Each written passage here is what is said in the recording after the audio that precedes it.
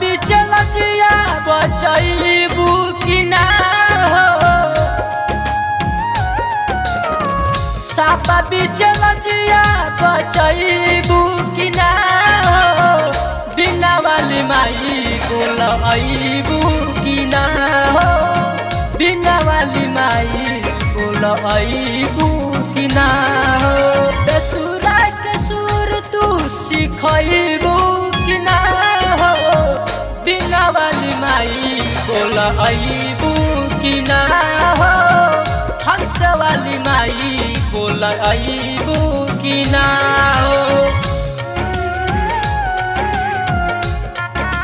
Mixed by Krishna Kranti Patel.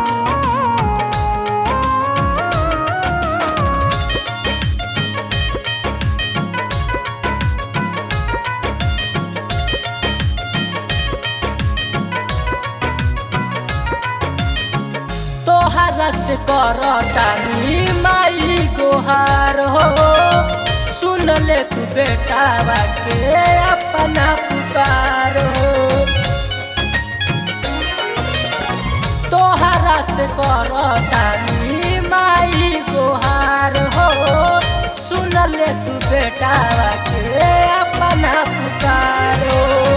बेटावा के सुर में सजैबू कि ना हो, बिना वाली माई बोल आईबू कि ना हो, हंस वाली माई बोल आईबू कि ना हो। Mixed by Krishna Kranti Patel.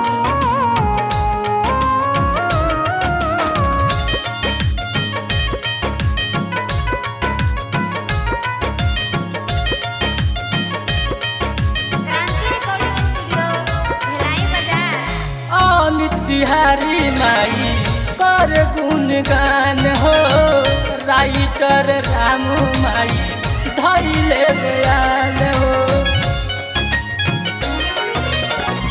Amit Bihari माई कर गुणगान हो, राइटर रामू माई धैले ध्यान हो।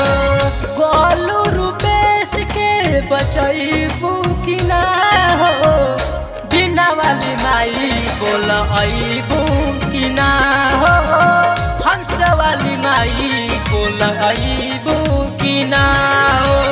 क्रांति रिकॉर्डिंग स्टूडियो, भिलाई बाजार।